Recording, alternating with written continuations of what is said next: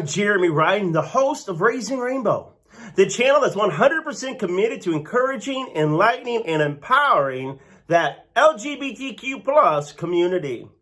You know, we're getting ready to celebrate Pride in the month of June. Woohoo! And no matter where you are, what time of the year, the reason we celebrate Pride in the month of June goes way back to June 28th, 1969. It's the Stonewall Riots. And if you never heard about it, you should be paying attention to history. Get back there and Google it, because the Stonewall Riots is where the gay movement, that movement, no matter whether you're gay, lesbian, transgender, pansexual, any of the rainbow spectrum that we have wonderfully displayed today, can give its debt of thanks to the men and women of 1969 and those Stonewall Riots. Now, what happened in those riots? Well, for many years, gay men and women had to go underground to be able to socialize. And they went to these underground bars that were run by the mafia. And who knows how that went, you know, what extortion they were having to pay just to be themselves. But the police were known to raid these bars from time to time. But the police become more violent in these raids. And in June 28th, 1969, they became so violent with the gay and lesbian men that our forefathers, our lesbian mothers and homosexual fathers said enough is enough. And the transgender women started to riot in the streets, started to riot and fight back against the brutality. They said, no more will we be harassed, no more will we be targeted unjustly. And so they began the riots for a few days. It went from June 28th all the way to July 3rd. And this is the watershed moment. This is the moment in history that the gay movement was born. Gay rights was born June 28th, 1969.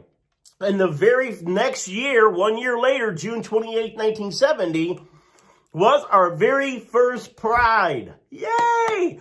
That's when they begin to have the Pride March, holding their head up high, no longer having to be in bars underneath the ground as if we were something to be ashamed of or despise. And so thank you to our forefathers and foremothers that stood up and fought and gave their life, risked unemployment, bodily harm for love. Love always wins. Love still wins. Now, I want to talk today about getting a little bit of that anger back. A little bit of that anger that started the gay movements in 1969. Now, Raising Rainbow is a spiritual channel. We believe in raising the vibration. We understand that love is the highest vibration. Joy and peace are high vibrations. We really don't want to be in an energy of hate or an energy of bitterness. And anger can lead to hate and bitterness. So when I say get some anger back, I'm talking about how to consciously use anger, how to use the vibration of anger to create a movement in your life, to create a change, to create a positive change. Anger doesn't have to always be a destruction that ruins you. Anger can be a force that propels you forward, that moves you forward. It was the anger of 1969 that moved the gay movement forward. You see, we had lived in fear a long time. But finally, something happened, and they said, we moved from fear to anger. And anger was another stage that led us to demand for our rights. I want you in Raising Rainbow to be able to create positive change in your life, to create higher vibration. I don't necessarily want you living in anger, but sometimes you got to get fed up. You're not going to lose weight if you don't get angry at your condition. You need to say, I'm angry. Now, I believe we got to love ourselves as we are. All you spiritual teachers, come. We do have to love ourselves. Change doesn't really happen until you accept yourself fully. But you can use anger at a situation to say, I am not happy with this situation, and I'm going to do something. You can take your anger to propel you forward, to make those goals, to make those changes, to make those announcements to yourself that this is not acceptable. If you're hiding, don't be angry. I don't want you to be angry at the world, but I want you to use that pain to push you forward to say, I will no longer hide. I have a right to love. I have a right to success. I have a right to happiness. So don't just sit around and be upset and bitter and complain about your life. Get angry enough to do something about it. You're not making enough money? Get angry enough to say, I'm not going to just moan and complain about the government or about billionaires. I'm going to do something with what I can do. Now, is there an unjust system in a lot of the countries? Absolutely. Are there definitely inequalities? Still. But what made gay rights? Lesbian rights, transgender rights, pansexual rights, bisexual rights, rights. What made things right was people that had righteous anger. It is okay to have right anger that makes you want to do something. Right now, there's a lot of anger in America in 2022, May of 2022. We just had the Supreme Court leak the documents that they're going to turn Roe versus Wade. Most likely that's going to happen. A lot of women are angry, rightfully so. And they're using that anger to begin to have protests and marches and writing their congressmen. Where can you use your anger today to make a stand, to make a statement, to fight for a cause? Righteous anger. Don't lie. Don't waste your anger on petty stuff. Don't waste your energy on petty stuff. Let things roll off your shoulders. Even with the gay movement, I try not to be so angry at times that I allowed the judgmental religious people to make me bitter and live in that vibration of hate. I don't want to live there. But I do sometimes need to take a stand and say, you know what? I'm going to fly my flag. I'm going to write my congressman. I'm going to do the march. You know, there are some gays that almost have become too modern. And what I mean by this is they will judge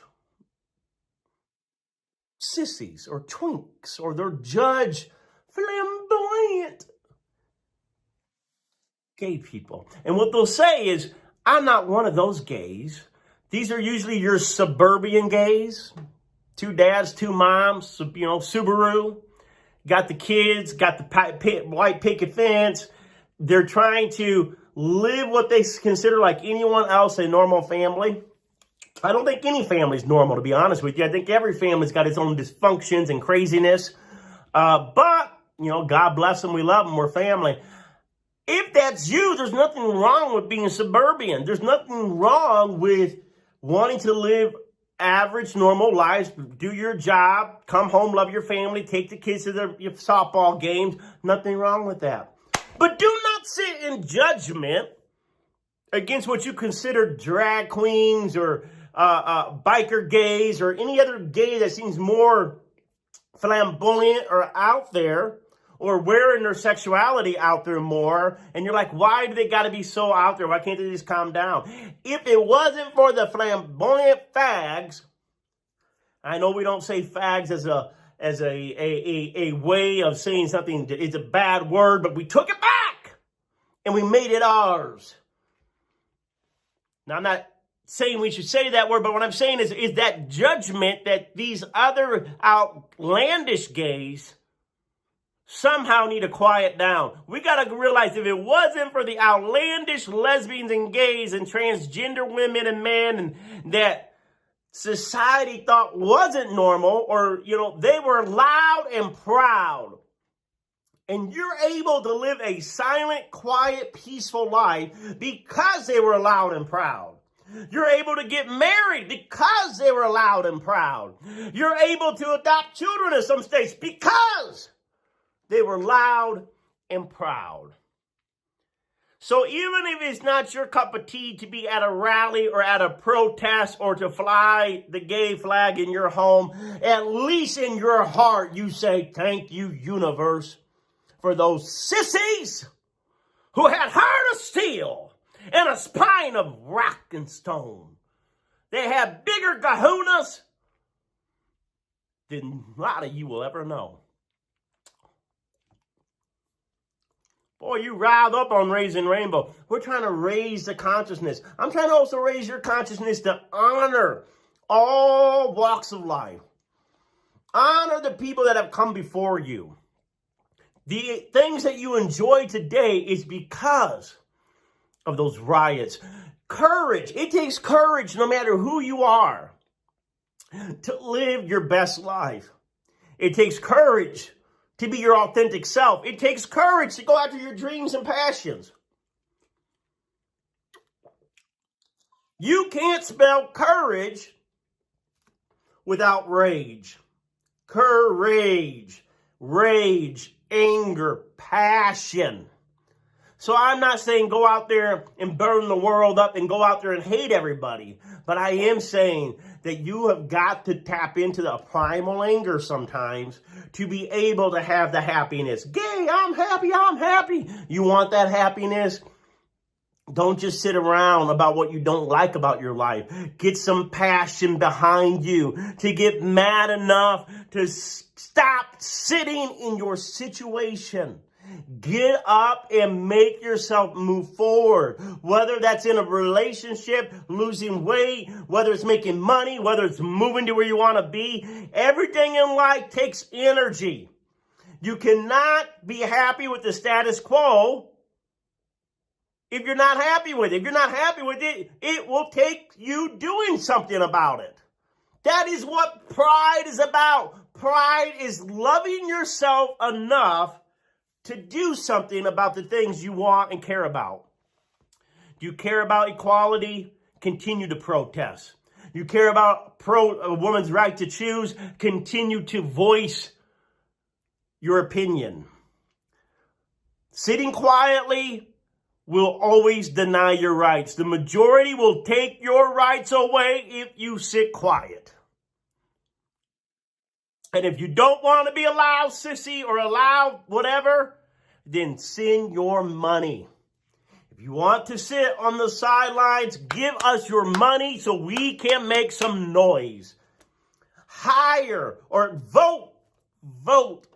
Go out and vote. In America, you can vote for people that are sharing our anger at injustice. Injustice to one is an injustice to all. Probably more than anything we learn in Raising Rainbow is the right for people to choose. You may be a pro-life lesbian or pro-life homosexual, but you can't let your pro-life trump the choice of anyone else. Fight for, you want to be pro-life, that's fine. But don't shut down a woman's right to be able to choose for herself. Because the moment we stop allowing people to choose their life is the moment they're going to take away your right to choose who you love. Let that sink in. Let that sink in. So I would ask you as we get ready to celebrate June, and it is a lot of fun time to celebrate. Don't stay in anger to the where you get bitter and hateful. I say just dabble a little bit once in a while to propel yourself, to get that energy. But love is the highest energy. Joy is the highest energy. But love doesn't mean you're a doormat. Sometimes if someone's treating you bad, you need to snap back. You need to say something. You need to stand up for yourself. It's the only way in this life, because narcissistic people will continue to drain your energy by staying quiet. You can meditate, you can pray, you can sing kumbaya. Do that 98% of the time, but 2% of the times you need to say and do what you got to do to move your life forward. All right, everyone, Raising Rainbow, use your anger. What are you angry about in a positive way? How can you use your anger in a positive way? How can you use your anger to propel you to have courage? It takes courage. And I want to tell you right now, take courage that things will get better. Take courage that you can make a positive change. Take courage that the rainbow is going to shine and that life does get better. And I believe that you deserve love, you deserve happiness, you deserve peace. And even if you're a little bit angry, that's fine. Just take that anger, just hold yourself, love yourself, and say, I'm going to take that anger, turn it into a passion of loving myself, a passion of honoring my truth, a passion of doing the things that I care about. All right, everyone, this is Jeremy Riden telling you I love you. I believe in you. Sometimes I got to get you motivated to get out there and make the changes you need to. What changes do you need to make? Do one thing every day in a positive way to help you make the changes that you need to make. All right, love you, everyone. Don't forget, raise the rainbow.